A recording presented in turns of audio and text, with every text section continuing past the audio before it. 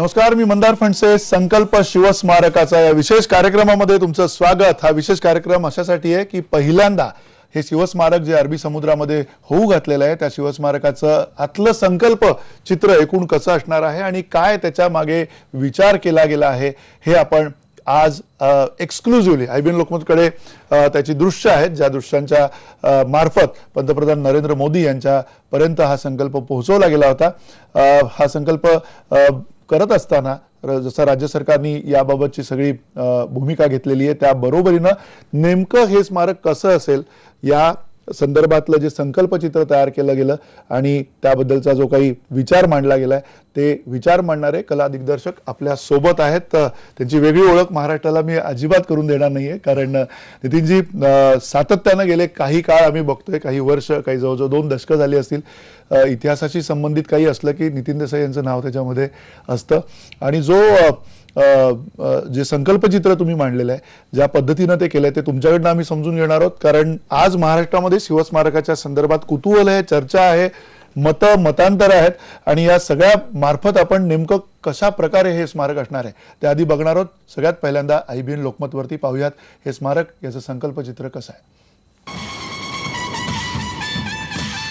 हे चंडमुंड भंडासुर खंडिनी जगदंबे, उदंड दंड महिषासुर मर्दिनी दुर्गे, महाराष्ट्र धर्म रक्षिके ये. महाराष्ट्राच्या गंगानो या, महाराष्ट्राच्या पवनांनो या. दूधसागरा फेसाळत ये, राजापूरच्या ये गंगे ये ये. किल्ल्यांच्या तटकटानो या, प्रचंड उघड बुर्जानो या, जलदुर्गानो दर्यासह या, तुफान गर्जत लाटानो या, सप्तसागरानो या, चंद्र सूर्यानो या, ग्रह नक्षत्रानो या, दाही दिशांनो या, देवदेवतांनो, संत सज्जनानो, कुलवंतानो, अवघे अवघे या.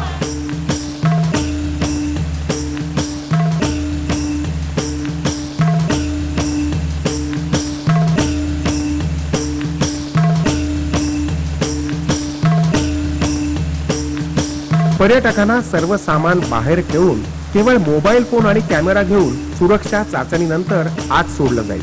स्मारकाच्या विशेष ॲपद्वारे पर्यटकांना त्यांच्या मोबाईलवरच स्मारक पाहण्याविषयी मार्गदर्शन मिळेल. त्यांना देण्यात येणाऱ्या विशेष ऑडिओ सेट्समुळे हेडफोनच्या द्वारे पर्यटकांना प्रत्येक कक्षाची माहिती काही भाषांच्या पर्यायांसह उपलब्ध होईल. जेटीवरून उतरून मुख्य मार्गिकेतून पुढे आल्यावर शिवस्मारकाचं महाद्वार उघडेल आणि पर्यटक 400 वर्ष मागे शिवकाळात जातील.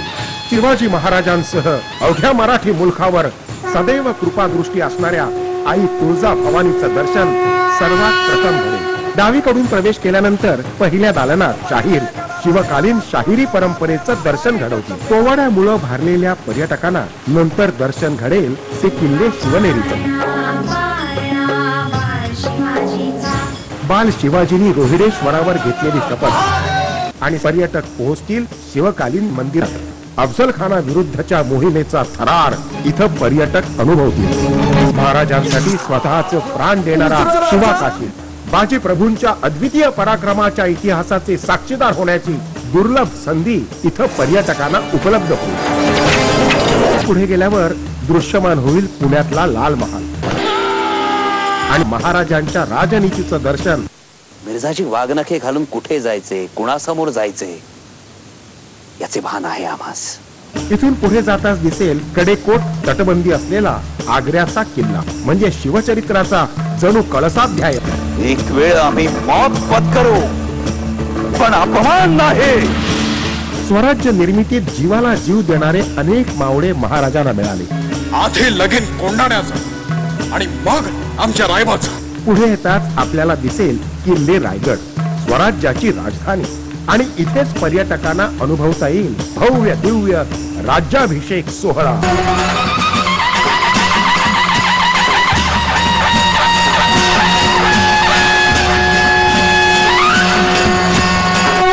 शिवाजी या सोहळ्यानिमित्त राज्याच्या कला संपन्नतेचं दर्शनही इथं घडेल.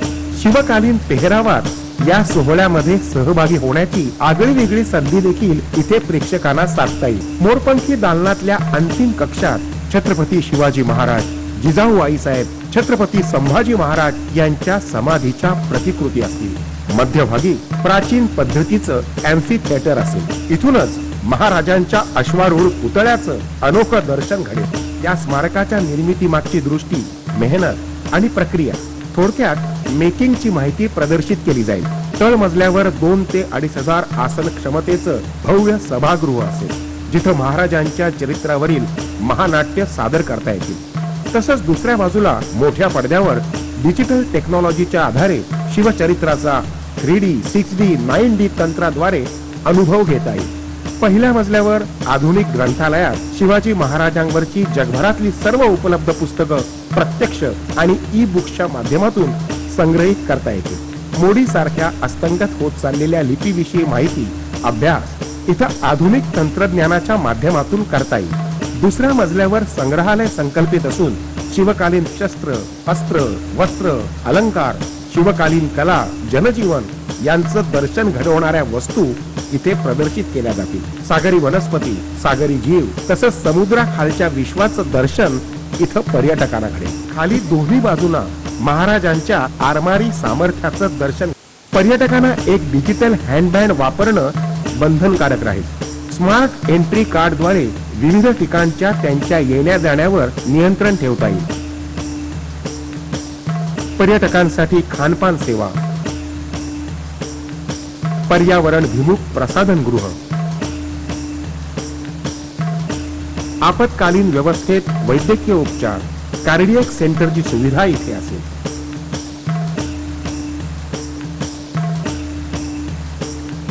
संपूर्ण स्मारकाच्या उभारणीत सौर ऊर्जेचा वापर तसंच रेन वॉटर हार्वेस्टिंग, पाण्याच्या शुद्धीकरणाचा प्रकल्प, कचरा व्यवस्थापन यांना प्राधान्य दिलं जाईल. या स्मारकाच्या रूपात जगातलं एक सर्वोत्तम ऐतिहासिक पर्यटन केंद्र उभं राहील असा आम्हाला विश्वास आहे. अर्थात हे शिवस्मारक कसं असेल या संदर्भातलं आपण दृश्य बघितलेलं आहे. संकल्प दृश्य म्हणता येईल त्याला, संकल्प चित्राच्या ऐवजी, कारण ज्या पद्धतीनं तुम्ही हे दाखवलेलं आहे अक्षरशः भारावून टाकतंय ते सगळं. ज्या पद्धतीनं हे स्मारक समोर येईल आपल्या. एक जो प्रश्न याच्यातनं तुम्हाला खरं तर पहिल्यांदा विचारायचा तो हाच आहे की या संपूर्ण स्मारकाचं च्या संदर्भातली जी चर्चा आता राज्यामध्ये चालू आहे, एक आंतरराष्ट्रीय दर्जाचं स्मारक व्हावं. छत्रपती शिवाजी महाराजांचं आपल्याला स्मारक प्रत्येकाला हवंच आहे. ते स्मारक गडकिल्ल्यांची सुद्धा जी जिवंत स्मारक आहेत ती सुद्धा अतिशय उत्तम परिस्थितीमध्ये तिथे असायला पाहिजेत. हे सगळं जरी असलं तरी हे स्मारक ज्यावेळेला एक कलाकार, कला दिग्दर्शक म्हणून तुम्ही समोर आणलं डोळ्यासमोर, त्यावेळेला त्याच्याबाबत काय काय विचार केला गेला, काय काय त्याच्याबाबतची एकूण रचना तुमच्या समोर आली होती? राजा शिवछत्रपतींना अभिवादन करत जेव्हा हिरोजी इंदुलकरांचं स्मरण केलं की हिरोजी इंदुलकरांनी त्यावेळी महाराजांच्या बरोबर राहून जे गडकिल्ले केले, कारण छत्रपती शिवाजी महाराज हे रयतेचे राजे होते. रयतेसाठी त्यांनी ज्या पद्धतीने सगळ्या गोष्टी केल्या आणि त्यांचं स्मारक जर का आत्ता बनवायचं झालं तर त्या रयतेला कसं आवडेल, कारण शिवाजी महाराजांचं स्मारक म्हणजे एक नुसता पुतळा नाही, शिवाजी महाराज म्हणजे एक शिल्पात बांधणारी गोष्ट नाही. तर ह्या शिल्पाच्या पेक्षाही आगळं वेगळं जर का काही असेल तर ते स्मारक लोकांना त्यांचा इतिहास सांगणारा असावं. म्हणजे शिवाजी महाराजांच्या आधी जेव्हा महाराष्ट्र पारतंत्र्यात होता आणि त्याच्यानंतरची परिस्थिती शाही पद्धतीने तिथे मांडली जाईल आणि मग शिवजन्मापासून शिवाजी महाराजांच्या वेगवेगळ्या ज्या घटना आहेत ज्यातनं आपल्याला ते स्फुरण येतं, त्यांचं गनिमी कावा, जे शिवाजी महाराज मॅनेजमेंट गुरु म्हणून जे ओळखले जायले, तर त्या ह्यांचं कसं काय तिथे आपल्याला एका दिवशी लोकांना पटवता येतील. जेव्हा मी ही गोष्ट मांडली आणि जेव्हा माझ्यावरती जबाबदारी होती की पंतप्रधानांना जाताना ते होअरक्राफ्टमधनं ते एक्सप्लेन करायचं, तर त्यांच्यासमोर ते चित्र आणणं आवश्यक होतं की महाराजांचं स्मारक जे महाराष्ट्राचीच नाही तर देशाची नाही तर जगभरातली जनता जी पाहते, कारण महाराज हे रयतेचे राजे असल्यामुळे त्यांना आवडणारं स्मारक बनणं आवश्यक आहे. आणि मी एक कलाकार आणि कला दिग्दर्शक आणि महाराजांची अगदी इयत्ता 4थीपासनं जे प्रेमाने सेवा करत आलो, एक सेवक या नात्याने जेव्हा ह्याच्याकडे बघतो, कारण ह्या स्मारकावरती अनेक कल्पना, अनेक गोष्टी झाल्यानंतर जेव्हा हा भूमिपूजनाचा सोहळा आला आणि त्या वेळात माननीय मुख्यमंत्र्यांनी चंद्रकांतदादा पाटील, विनोदजी तावडे ह्यांच्याकडे याची जबाबदारी दिली असताना त्यांनी जेव्हा मला या संकल्पनेमध्ये बोलावून आपण काय करू शकतो आणि कशा पद्धतीने महाराजांना आवश्यक, तर त्यांचे जे वेगवेगळे गोष्टी दाखवण्यात आल्या तर ते यांना भावलं आणि मग ती जबाबदारी ठेवण्यात आली की कशा पद्धतीने हा सोहळा आखला जावा. वेळ फार कमी होता, 6 दिवसात 6 रात्रीत हे सगळं करायचं होतं, पण महाराजांची ती प्रेरणा होती आणि त्या प्रेरणेनुसार एक एक गोष्टींना सुरुवात केल्यानंतर पहिल्यांदा आपण बघितलं असेल की ही पूर्ण 36 जिल्ह्यांमधनं गडकिल्ल्यांवरनं माती आणली गेली, त्या सगळ्या पवित्र नद्यांमधनं जल आणलं गेलं आणि त्याचा स्वीकार विनोदजी तावडे आणि चंद्रकांतदादा पाटील आणि प्रकाश मेहता यांनी चेंबूरमध्ये केला. आणि मी भारावून गेलो, म्हणजे मी ते 6 दिवस 7 रात्री झोपलेलं नाहीये, पण त्या करत असताना ज्या पद्धतीने उत्स्फूर्त लोक तिथे आले, जिल्ह्यातनं लोक आले, म्हातारे कोतारे आले, बायका आणि मुलं आली आणि सगळ्यांनी ते कलश तिथे दिले. त्या कलशाची एक जंगी मिरवणूक झाली आणि ते मिरवणूक झाल्यानंतर सगळ्यांनी गेटवे ऑफ इंडियाला सीएम साहेबांच्या हातात तो कलश देण्याचा एक जो सोहळा केला आणि मग सीएम साहेबांनी ते जे कलश आहेत ते पंतप्रधानांकडे दिले आणि पंतप्रधानांकडे दिल्यानंतर ते जेव्हा स्मारकाच्या दिशेने जात असताना जे हॉवरक्राफ्ट मध्ये बसल्यानंतर 8 मिनिटं जे ते स्मारक कसं असावं आणि हा सोहळा आपण कसा घडवतो हे जेव्हा पंतप्रधानांना कारण पंतप्रधान विजनरी आहेत, त्यांना ह्या गोष्टी चटकन समजतात की कशा पद्धतीने त्याची मांडणी असणार आहे आणि ते त्यांना सांगताना त्यांनी किती जागेत असावं, कशा पद्धतीने असणार आहे, तर त्या पद्धतीने आम्ही सगळ्यांच्या सहमतीने तिथे महाराजांचे 2 वंशज होते, सीएम साहेब होते, राज्यपाल होते, उद्धवजी ठाकरे होते आणि त्यांच्या समोर जेव्हा हे मांडलं गेलं आणि दाखवलं गेलं तर ते स्मारक त्यांना पण एवढं भावलं. आणि जसं आता तुम्ही क्लिपमध्ये पाहिलं की आपण रायगडावरती जेव्हा पंतप्रधानांनी मागच्या वेळी एक फुलं देऊन तो सोहळा केलेला, तर तशीच मेघडंबरी आपण समुद्रामध्ये, कारण ती महाराजांचीच स्फूर्ती होती, महाराजांचीच इच्छा होती की महाराजांचं स्मारक असेल तर त्याचा सोहळा पण तसाच केला गेला पाहिजे. म्हणून ह्या सगळ्या मान्यवरांना तिथे नेऊन जेव्हा ती जलपूजन आणि भूमिपूजन करायचं तर महाराज तिथे पाहिजेत आणि ते महाराज तिथे पाहण्यासाठी 6 दिवस माझी सगळी टीम आणि सगळे बांधव जे पाण्यात जाऊन 6 दिवस तिथे राहिले, त्यांनी त्या लालबागच्या राजाचं म्हणजे सुधीर साळवेंचं मी खरंच कौतुक करतो आणि त्यांनी जे सपोर्ट केला तर त्यांनी ज्या पद्धतीने लगेच ही, कारण ह्याच्या आधी बरेच मरीन इंजिनियर्स, बऱ्याच लोकांनी PWD ह्यांनी बरेच प्रयत्न केलेले की त्याच्यावरती आपण कसं प्लॅटफॉर्म लावू, पण अचानक जेव्हा मी लालबागची राजाची सेवा करतो तेव्हा जेव्हा त्या राजाचं हे घेऊन जातो आपण तर तेव्हा ज्या पद्धतीने त्याचं विसर्जन होतं ते अस्मरणीय असतं आणि तो फ्लोट म्हणजे लालबागच्या राजाने आशीर्वाद दिले आणि महाराजांची इच्छा होती अशा पद्धतीने सिद्धिविनायकच्या आशीर्वादाने हे मुंबईत होऊ शकलं. कारण माझ्या मते महाराज हे रयतेचे आहेत आणि आपण एक कलाकार त्यांना कला समर्पित करत असताना ह्या सगळ्या शक्तींची, कारण मंदार मी तुम्हाला सांगतो की माझ्या अंगावरती अजूनही काटा येतो की आदल्या दिवशी जेव्हा हे सोहळा होणार आहे आणि आमचा फायनल चेक चाललो असताना दर्याला लाटा आणि ह्यांनी घेरलेलं आणि तो फ्लोट जो आहे तो 4 ते 5 फूट असा हवेत आणि हे करत असताना आज मला आनंदाने सांगता येतं की महाराजांची ती इच्छा होती आणि जेव्हा ते झाला तेव्हा तो फ्लोट आम्ही तिथे ठेवला. मी जेव्हा पंतप्रधान उतरताना सांगितलं की तुमच्यासाठी हा असा हे केलेलं आहे तर ते पण आल्यानंतर भारावून गेले आणि एक प्रदक्षिणा त्या फ्लोटनी, त्या हॉवरक्राफ्टनी ते महाराजांना दिली, तर ती एक सलामी होती आणि तेव्हा खरंच महत्वाचं असं वाटलं. हे तुम्ही ज्यावेळेला संकल्पचित्र केलं या सगळ्या संदर्भामधली जी एक दृष्टी त्याच्यामध्ये दिसते की आपण आत गेल्यावरती एक भव्य दिव्य स्मारक समोर येईल, त्यातलं तुळजापूरचं मंदिर सगळं आपल्या समोर येईल, हा सगळा जो पट आहे म्हणजे शिवचरित्राचा पट हा काही कोणा म्हणजे पटकन एका काही म्हणजे क्षेत्रावरती येण्यासारखा नाही, संपूर्ण सह्याद्री व्यापलाय, अगदी भारत देश आत्ताचा जो आहे तो सगळा त्याच्यामध्ये व्यापला गेलेला आहे. हा सगळा पट तिथे आणणं त्या एवढ्याशा छोट्या जागेवर आपण म्हणूया ते एक आव्हान होतं. ते त्याचा संकल्प तयार करताना येणाऱ्या काळामध्ये अशाच प्रकारचं ते संकल्प असेल, त्याच्यात काही बदल असतील, कसं असेल ते? नाही, आता संकल्प चित्रामध्ये अनेक इतिहासकार, अनेक मान्यवर, जसं मी राजा शिवछत्रपती ही मालिका करताना आपल्या देशातले म्हणजे बाबासाहेब पुरंदरे आहेत, जयसिंगराव भोसले आहेत, किंवा संभाजी राजे आहेत, किंवा गिरीश जाधव आहेत, किंवा असे चांगले जे काही लोक होते त्यांच्याकडनं मी जसं शिवाजी महाराजांची मालिका एका बाजूला होती आणि त्याचबरोबर एक दुसरा पण कार्यक्रम केलेला की ह्या इतिहासकारांना काय वाटतं. कारण महाराजांवरती कोणा एकाचं राज्य नाहीये, महाराज सगळ्यांचेच आहेत.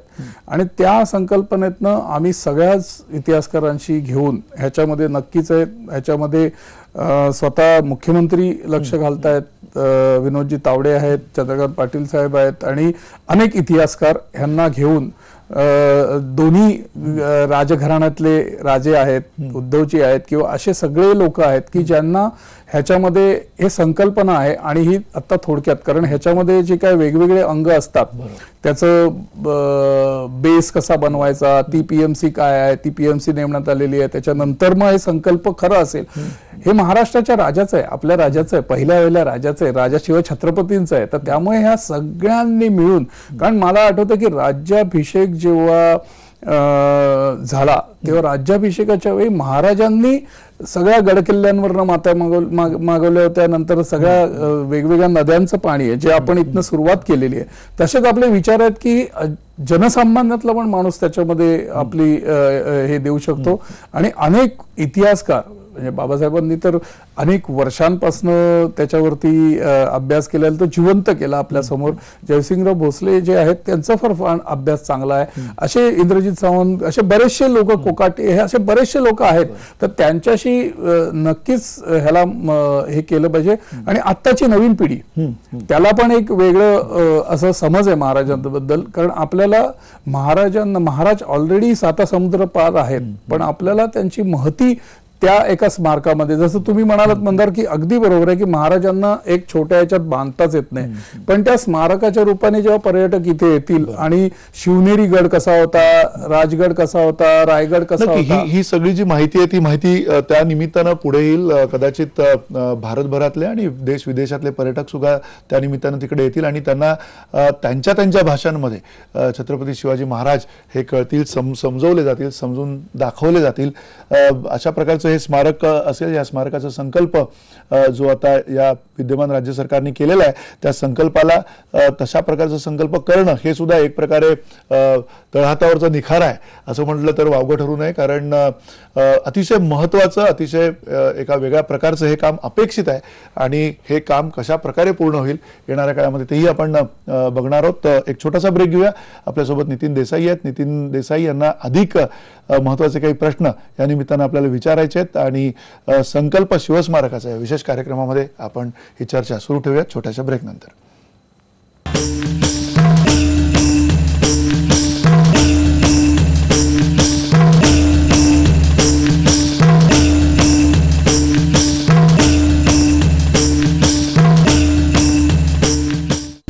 संकल्प शिवस्मारकाचा अर्थात आपण नितीन देसाई यांच्यासोबत चर्चा करतोय. सुरुवातीला तुम्ही हा संकल्प जो सरकारचा प्रत्यक्षात त्याचं व्हिज्युअल कसं असेल, कशा प्रकारे त्याचं दृश्य असेल, हे सगळं दृश्यात्मक पद्धतीनं तुम्ही आता जे मांडलंय समोर, शिवधनुष्य आहे म्हणजे हे होणं प्रत्यक्षात आणि ते येणाऱ्या काळामध्ये कसं घडतंय हे बघणं.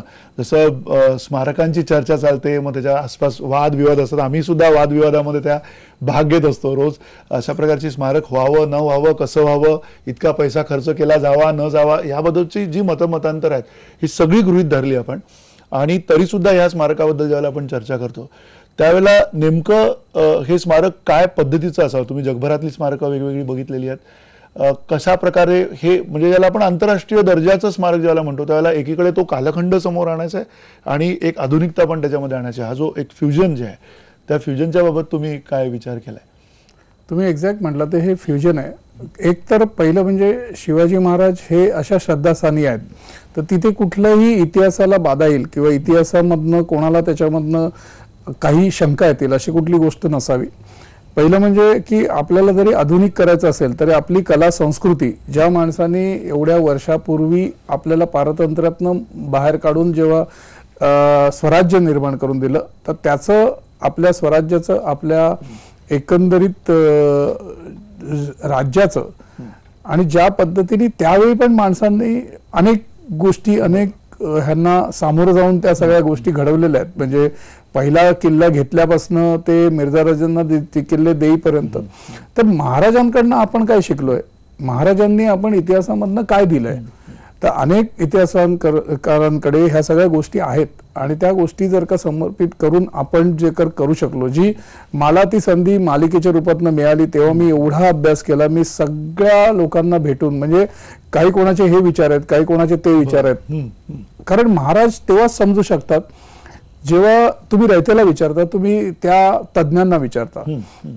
आणि माझा प्रयत्न हाच असतो की महाराजांबद्दल कुठलीही माहिती कोणाकडे असेल तर ती आपण संघटित करून घेऊन, म्हणून प्रत्येक जणांचं जे मी पाहिलं त्याचं मत आहे की ते गडकिल्ल्यासारखंच असावं.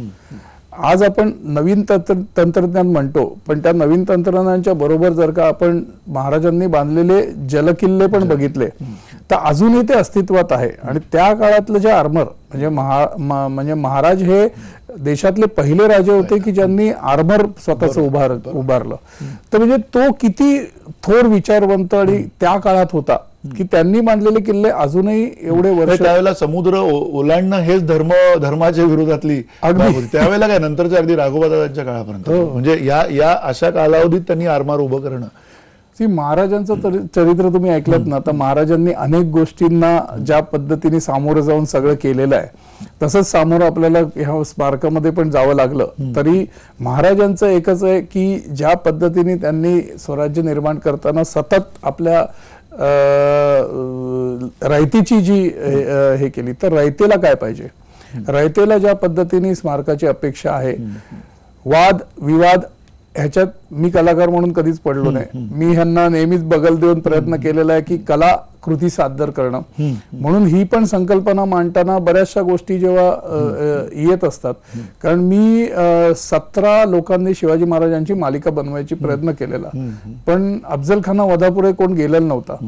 आपण जेव्हा ती मालिका केली ते राज्याभिषेकापर्यंत पोहोचवली, तर मला पण भरपूर गोष्टीतनं जावं लागलेलं, पण महाराजांचा एक सच्चा सेवक या नात्याने सगळ्या गोष्टींना सामोरं जात मला आठवतं की माझा मुहूर्त होता सकाळी 4:45 रायगडावरती, तर त्याच्या आदल्या रात्री पण मला कुठल्या सभेत बोलवलेलं, मी त्या सभेला समोर गेलेलो आणि त्या सभेला समोर जाऊन मी सांगितलेलं की महाराजांचं का ही मालिका बनवतोय आणि त्याच्यात कोणाला त्याच्यामध्ये आणखीन काय असेल तर आपण त्याच्यामध्ये करू. मालिका बनवत असताना पण असे असंख्य होते, तसे हे स्मारक बनवताना पण बऱ्याचशा गोष्टी येतील, कारण महाराजांवरती सगळ्यांचा हक्क आहे. बरोबर, माझा तुमचा आहे तसा एक प्रकारचा किल्लाच, एक आधुनिक किल्लाच उभा होणार आहे जर का ज्या पद्धतीने स्मारकाचं संकल्प चित्र केलेलं आहे. हे सगळं पाहता आणखीन एक म्हणजे कला दिग्दर्शक म्हणून मला अतिशय प्रांजळ तुमचं मत पाहिजे, ते म्हणजे याचं की इतका 3600 कोटी रुपयाचा खर्च जो होतोय त्या खर्चाच्या ऐवजी व्हावं किंवा नाही हे आता सरकार ठरवेल, पण ऐवजी जर आता जे पडझड झालेले किल्ले आहेत, गडकिल्ले आहेत, ते किल्ले आपण जर का केले असते, ते त्या किल्ल्यांची जर का भव्यता आपण अधिक अधोरेखित केली असती आणि तिथे जर का हेच अशा प्रकारचं काही जर का उभं करू शकलो असतं तर काय बिघडलं असतं. पण अजूनही होतंय मंदार. माझं असं म्हणणं आहे की हे स्मारक पण व्हावं, ते पण व्हावं. पहिली प्रायोरिटी माझ्या मते त्याच पद्धतीनं, कारण ह्याला जो लागणारा कालावधी किंवा एकंदरीत जो आहे, त्याचबरोबर माननीय मुख्यमंत्र्यांनी एक कमिटी पण ठेवले, त्याच्यामध्ये संभाजीराजे स्वतः त्याचे ब्रँड अँबॅसेडर आहेत आणि मला ते सौभाग्य मिळालं. मी रायगड महोत्सव केल्यानंतर त्याचा एक आराखडा बनवणं आणि त्या आराखडा बनवून कशा पद्धतीने रायगड हे पहिलं जे राजधानीचं स्थळ असल्यामुळे सरकार तसं करतंय. माझ्या मते विनोदजी तावड्यांच्या अध्यक्षतेखाली पण एक गडकिल्ल्यांची कमिटी आहे ज्याच्यात त्यांनी 5 किल्ले आयडेंटिफाय केलेत. माझं असं म्हणणं आहे की तुम्ही हे स्मारक बनवा, किमान राज्यामध्ये एक तरी असं म्हणजे गडकिल्ल्यांचं जी जिवंत स्मारक आहेत आपण म्हणतो की छत्रपती महाराजांची, की ती स्मारकं तरी आता ह्या स्मारकाच्या बरोबर उभं राहण्याची प्रक्रिया व्हायला काही हरकत नाही. याच्याबरोबर तुम्हाला म्हणजे तुमचं मत म्हणून ठाम आहे का? कारण ही अपेक्षा आहे अनेकांची. आणि आज आमच्याकडे एक बातमी आहे की रायगडावरचा एक बुरुज होता, एक भिंत होती, ती सुद्धा ढासळलेली आहे. म्हणजे हे ज्या वेळेला आपल्यापर्यंत पोहोचतं त्यावेळेला त्याची सुद्धा एक प्रकारचं म्हणजे दुःख होतं या सगळ्या प्रकारे. मंदार, तुमचं म्हणणं अगदी बरोबर आहे की रायगड हे राजधानीचं स्थान आणि त्यावेळी हिरोजी इंदुलकरांनी महाराजांच्या समोर बांधलेला तो किल्ला आहे, तर त्याचं प्रायोरिटी पहिली पाहिजेच. माझं म्हणणं आहे की ते दोन्ही होत राहिलं आणि त्याच्यातनं जर का आपण रायगडाला पहिलं स्थान देऊ शकलो आणि त्याच्यासाठी सरकार पॉझिटिव्ह आहे. आम्ही एक पॉझिटिव्हिटीच्या ह्याच्यातनं बघतो की माझं तर म्हणणं आहे की अरबी समुद्रातलं पण स्मारक व्हावं, गडकिल्ले पण व्हावे आणि गडकिल्ल्यांचं संवर्धन पण व्हावं. ज्या पद्धतीने राजस्थान किंवा इतर बाहेरच्या देशामध्ये पण पर्यटनाच्या दृष्टीने त्याचं सगळं इन्फ्रास्ट्रक्चर बांधलं झालं, ते बांधलं जावं की जेणेकरून आपला इतिहास लोकांपर्यंत मांडला जाईल. आणि माझं आयुष्य ह्याच्या वेळी उर्वरित शिवाजी महाराजांसाठी आणि गडकिल्ल्यांसाठी किंवा स्मारकासाठी द्यायला लागलं तर मी माझं आयुष्य एका बाजूला सोडेन आणि एका बाजूला महाराजांची सेवा करायला तयार आहे. पण ते आपण पॉझिटिव्हली घ्यायला पाहिजे, कारण महत्वाचा अडथळा कुठे येतोय राज्य सरकारला किंवा ISI नावाचा एक जे प्रकार आहे ज्याच्यामधनं हे सगळे ASIचे जे ह्याच्यामध्ये जे आपण अडकलेलो आहोत त्यांचे जे अटी आणि ह्याच्यामध्ये म्हणजे रायगडाच्या वेळी जेव्हा आम्ही तो रायगड महोत्सव करत होतो तर त्यावेळी पण ASIने एवढ्या गोष्टी असं करा असं नका करू, पण माननीय मुख्यमंत्री आणि विनोदजी तावडे आणि ह्या लोकांनी त्या गोष्टीला नाही, आम्हाला आमच्या राजाचं असा काहीतरी सोहळा करायचा आहे आणि ह्याच्या दृष्टीने फार पॉझिटिव्ह स्टेप्स घेतली. सी बेसिकली ASIचा जो एक बाबुल बुवा बनले गेलेला आहे तर त्या ह्याच्यात आपल्याला जर का करायचं झालं तर आपण ह्या 4-5 माध्यमातनं जर का त्याच्यावरती केलं की नाही आमचा राजा आहे, ज्या राजाने एवढं महाराष्ट्रावरती नाही सगळ्या देशावरती राज्य केलं, कारण तो हृदयांचा राजा आहे, तर त्या राजाचं स्मारक किंवा कुठलीही गोष्ट घडताना हे होऊ शकतं. माझ्या मते सुरुवात झालेली आहे. रायगड हा पहिला प्रकल्प माननीय मुख्यमंत्र्यांनी घोषित पण केलेला आहे आणि त्याच्यासाठी नियोजन पण सगळ्या गोष्टींचं त्यांनी केलेलं आहे. आणि त्याचबरोबर मी म्हटलं तसे 5 किल्ले म्हणजे शिवनेरी, रायगड, राजगड असे जे आहेत ते ठरावात आलेले आहेत, त्याच्यावरती इतिहासकार अभ्यासक काम करतायत आणि सगळ्यांनी मिळून माझं असं म्हणणं आहे की महाराजांच्या साठी सगळ्यांनी मिळून एकत्र व्हायला पाहिजे. भले एका रूम मध्ये जमा आणि त्याच्यामध्ये तुमचे विचार मांडा बाहेर काही येण्याच्या आधी, पण सगळ्यांनी म्हणून आपण कार्य करायला पाहिजे. हे आपलं घरचं कार्य असं समजून मग 1 किल्ला करायचा, 10 किल्ले करायचे किंवा हे, आणि हे जर का आपण आपलं मिशन समजलं तर ते महाराजांना खऱ्या अर्थाने तो नक्की अर्थात छत्रपती शिवाजी महाराज हे जसे आपल्याला सातत्यानं प्रेरणादायी असतात आणि या बरोबरीनं एक मिशन म्हणून ह्या स्मारकांकडे बघता येईल का संपूर्ण राज्याला आणि ते बघावं का, कशा पद्धतीनं बघावं, या सगळ्या प्रश्नांची उत्तरं आपण एका छोट्याशा ब्रेक नंतर पुन्हा एकदा नितीन देसाई यांच्याकडनं घेणार आहोत. अर्थात संकल्प शिवस्मारकाचा आहे आणि शिवस्मारक जसं अरबी समुद्रात होऊ घातलेलं आहे तसंच आपले गडकिल्ले जे आहेत, गडकोट जे आहेत ते सुद्धा राज्यातले कशा पद्धतीनं ऊर्जितावस्थेत यावेत, कशा पद्धतीने त्यांचं संवर्धन केलं जावं, या सगळ्या बाबतीत आपण चर्चा करणार आहोत छोट्याशा ब्रेक नंतर. पुन्हा एकदा स्वागत या संकल्प शिवस्मारकाचा त्या कार्यक्रमामध्ये. नितीन देसाई आपल्या सोबत आहे, त्यांच्याशी चर्चा करतोय आणि अर्थात प्रश्न हाच आहे की ही एक प्रक्रिया आहे म्हणजे ज्यावेळेला स्मारकाच्या अवतीभोवती चर्चा होते, व्हावं न व्हावं, मतमतांतर आणि येणाऱ्या काळात ते होत राहील, पण हे सगळं घडत असताना ज्यावेळेला छत्रपती शिवाजी महाराज हे नाव जरी आलं त्यांचं, ज्यावेळेला आपल्याला माहिती आहे की ज्यावेळेला 1926च्या आसपास पहिली त्यांची मूर्ती ज्यावेळेला समोर आणायचा करमरकरांनी ती केली होती, शिल्पकारांनी, तेव्हापासून म्हणजे काही ना काही वाद आणि त्याच्या आसपास हे सगळं घडत असतं. हा जो सगळा प्रवास आहे छत्रपती शिवाजी महाराजांच्या विविध पद्धतीनं ज्यावेळेला समोर येतात गोष्टी आणि नव्यानं त्या येतात, नव्यानं एक आपला आसमंत उजळून टाकतात, हे सगळं घडत असताना या येणाऱ्या स्मारकाच्या वेळेला तुम्हाला असं वाटतं का की ते आरमार म्हणजे हे जे सगळे आधुनिक आणि याचा जो संगम केलेला आहे तुम्ही ज्या दृश्यात्मकतेमध्ये आपण बघतोय, तर ते आरमार दिसेल आम्हाला त्यावेळेचं किंवा त्यावेळेच्या आरमाराची जी एकूण किंवा त्यातले जे अभ्यासक आहेत आता म्हणजे महाराष्ट्रामध्ये संपूर्ण कोकण किनारपट्टीवर अनेक असे अभ्यासक आहेत, त्या जुन्या त्या काळातली जी गुराब गलबत ही आपल्याला बघायला मिळत नाहीत, तर हे सगळं ह्याच्यामध्ये असेल या सगळ्या 3600 कोटी रुपयात. महाराजांनी आपल्याला हेच शिकवलं म्हणजे महाराजांना आपण बघितलं तर महाराजांनी गनिमिकावा किंवा महाराजांची जी एक दूरदृष्टीता होती की आपल्याला जर का 10 पावलं पुढे चालायचंय तर 5 पावलं मागे गेलं तरी काय हरकत नाही. आणि ह्याच्यामधनं असंख्य गोष्टींना आपण सामोरं जायला लागलं तरी एकात्मतेने एक त्यांचा मावळा एक त्यांचा सेवक ह्या नेत्यांनी ह्या गोष्टींनी आपण पुढे चालत राहणं. मग त्याच्यामध्ये ज्या संकल्पना आहेत, ज्या लोकांची इच्छा आहे आणि ते मी ह्या मालिकेतनं पण बघायचा प्रयत्न केला आणि आत्ता पण अभ्यास करताना वेगवेगळ्या मान्यवरांना काय वाटतं, म्हणजे उद्धवजींचं काय म्हणणं होतं किंवा बाबासाहेबांचं काय विचार असतील किंवा ह्या सगळ्या गोष्टींचा अभ्यास करत असताना ते गडकिल्ल्यांसारखं असावं. संभाजीराजे किंवा उदयनराजे ह्यांच्याशी पण त्याच्या व्यवस्थित सखोल, कारण ते अगदी लगेचचे वंशज असल्यामुळे संभाजीराजेंशी बरेच वेळा चर्चा झालेल्या, पण ह्याचं हे पुढच्या काळात माझ्या मते माननीय मुख्यमंत्री आणि चंद्रकांतदादा पाटील आणि विनोद तावडेजी त्याच्यावरती चर्चा करणार आहेत की ते कसं नक्की असणार आहे आणि सगळ्यांसमोर ते मांडून त्याच्या आत्ताच आपल्याला त्या गोष्टी इन्कॉर्पोरेट करता येतील. कारण ते महाराजांचे जे प्रेमी आहेत, महाराजांचे जे काय जवळचे आहेत त्यांना तर आवडणं म्हणजे महाराजांचीच आठवण करून देणार. त्यामुळे महाराजांनी बांधलेले गड किल्ले ह्याचीच ती तटबंदी असायला पाहिजे, तशाच पद्धतीने ते असायला पाहिजे.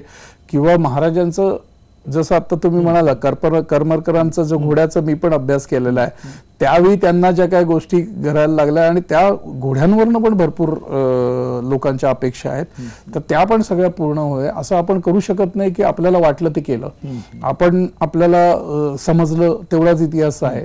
महाराजांचा इतिहास एवढा थोर आहे आणि त्याचे अभ्यासक पण भरपूर आहेत आणि त्यांना सगळ्यांना रिस्पेक्ट देतच तो सगळ्या पद्धतीने होणं आणि त्याचं दखल माझ्या मते राज्य शासन घेत आहे. त्याच्यावरती त्यांनी तशा कमिट्या किंवा तसं स्थापन करायचं ठरवलेलं आहे. लोकांमध्ये येण्याच्या आधी त्यांनी प्रॉपर पद्धतीचं असावं आणि हे सगळं त्यांना मान्यता दिल्यानंतर जेव्हा पंतप्रधानांकडे हे दाखवायचं झालं तर ते खरंच कसं पद्धतीचं असावं आणि खरंच त्याच्यात जनतेची किंवा राज्य शासनाची किंवा सगळ्यांची जे इतिहासकारांची काय भूमिका असावं ह्या पद्धतीचं आत्ता ते मांडलं गेलंय. पण त्याच्यावरती सखोल अभ्यास आणि नीट पद्धतीने करून घ्यायला, जे मी एक कलाकार किंवा कला दिग्दर्शक किंवा महाराजांचा मावळा आणि सेवक या दृष्टीने ज्याच्याकडे चांगल्या काय संकल्पना असतील तर नक्कीच त्या राज्य शासनापर्यंत पोहोचवण्याचं नक्कीच काम मला करायला आवडेल एक सेवक म्हणून. आणि ती जर का जबाबदारी मिळाली तर जगभरातलं एक असं अस्मरणीय स्मारक जे महाराजांच्या ह्या सगळ्या खुणा आहेत, स्वातंत्र्य खुणा आहेत, ज्या आत्ता पण सगळे जे किल्ले आहेत सिंधुदुर्गापासून ते रायगड राजगडापर्यंत म्हणजे हिरोजी इंदुलकरांना मी अभ्यासलंय. आणि जेव्हा मी मालिका बनवताना आपल्या स्टुडिओमध्ये जेव्हा रायगड उभा केला तर त्यावेळी हिरोजी इंदुलकर आणि महाराजांनी असे आशीर्वाद दिलेले की मी टाळी वाजवल्यावरती तिथे इकोसिस्टम झालेली आहे. तर त्यामुळे तशा पद्धतीचा सच्चा मावळा ह्या पद्धतीने मला आवडेल की त्याच्यामध्ये ते करतात. आता महाराज म्हटल्यावरती ते किती कोटीचं आहे आणि किती कोटीचं नाही हा विषय येत नाही, कारण माझ्या मते जे काय त्याच्यात काम करणार आहेत माझ्यासारखे मावळे तर त्या मावळ्यांना नक्कीच तिथे आपण पैशासाठी किंवा व्यावसायिक गोष्टींपेक्षा आपण महाराजांची सेवा करतोय ही मोठी आपली हे असणार. आयुष्य सगळं घालवल्यानंतर एक जर का काय पणाला लावायचं तर, आणि माझ्या मते ते असं दर्जाचं असावं की तसं स्मारकच जगात नाही. त्यामुळे मी असं कमी किंवा जास्त असं खंडू इच्छितच नाही मी, असं कुठल्या याच्यावरती नाही. त्याला एक नक्कीच गणित असेल पण त्या गणिताच्या व्यतिरिक्त ती आत्मीयता असायला पाहिजे की ते स्मारक पहिलं आपल्या. पंतप्रधान नरेंद्र मोदींशी तुम्ही बोलत होतात, आम्ही त्या व्हिज्युअल्स मध्ये बघतोय, हॉवरक्राफ्ट वगैरे सगळं आणलं होतं त्याच्यातनं ते गेले. नेमकं पंतप्रधानांची भूमिका किंवा त्याबद्दल त्यांचे काही प्रश्न तुम्हाला त्यावेळेला काय होते, म्हणजे ज्यावेळेला तुम्ही इन्फॉर्मली त्यावेळेला बोलत असाल त्यावेळेला? नाही, त्यांनी फार चांगल्या पद्धतीने ते पाहून घेतलं. ज्या पद्धतीने मी त्यांना ते जे तुम्ही आता दाखवताय तेच सगळं त्यांना दाखवण्यात आलं. माझ्यावरती ती जबाबदारी होती माननीय मुख्यमंत्री आणि चंद्रकांतदादा पाटील आणि विनोद तावडेंची. तर तेव्हा मला मी लकी समजतो की एक महाराष्ट्राच्या पहिल्या वेळेला राजाचं जे आपल्या सगळ्यांचं स्फूर्तीस्थान आहे त्या छत्रपती शिवाजी महाराजांचं आपल्या पंतप्रधान आणि उद्धवजी किंवा त्यांचे वंशज आणि ते मुख्यमंत्री आणि राज्यपाल जात असताना त्या हॉवरक्राफ्टमध्ये मला संधी मिळाली. आणि ती संधी मिळाली असताना त्यांना ते एक्सप्लेन करताना की कशा पद्धतीने आम्ही शिवाजी महाराजांचं स्मारक पाहू इच्छितो किंवा कशा पद्धतीने ते तो सोहळा होणार आहे, तर त्यांनी 6.5 मिनिटं अगदी व्यवस्थित चित्त विचलित न करता सगळं ऐकून घेतलं.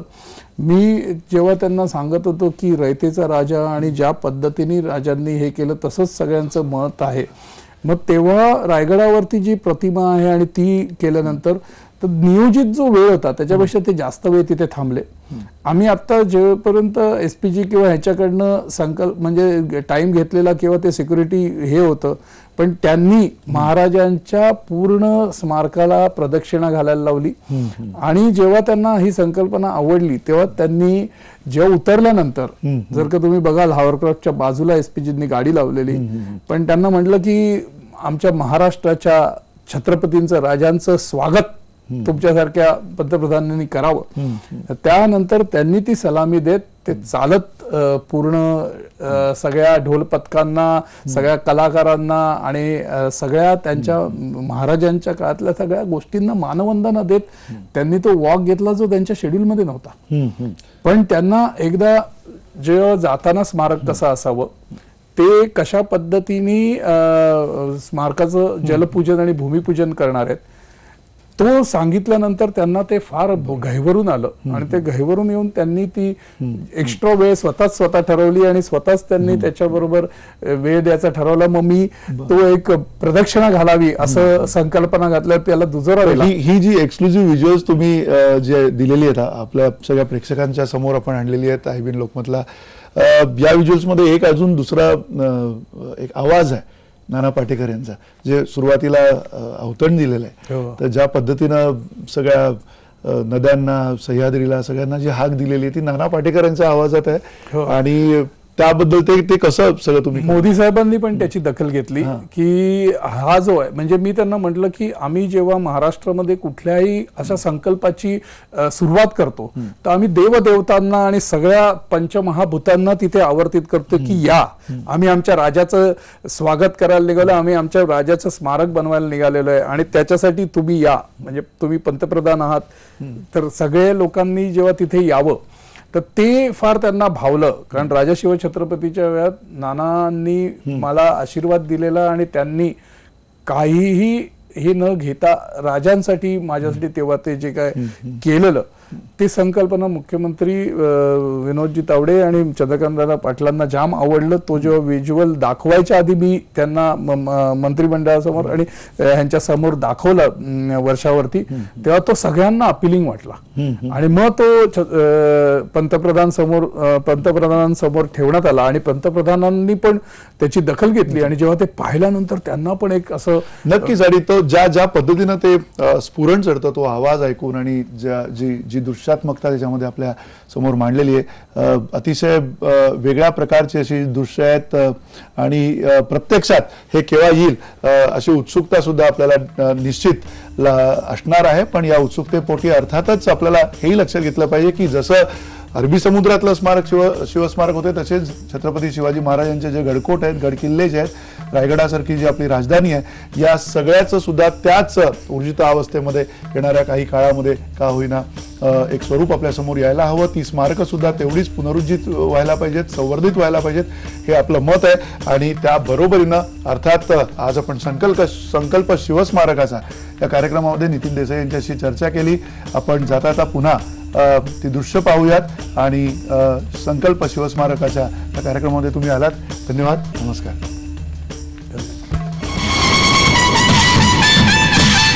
हे चंडमुंड भंडासुर खंडिनी जगदंबे, उदंड दंड महिषासुर मर्दिनी दुर्गे, महाराष्ट्र धर्म रक्षिके ये.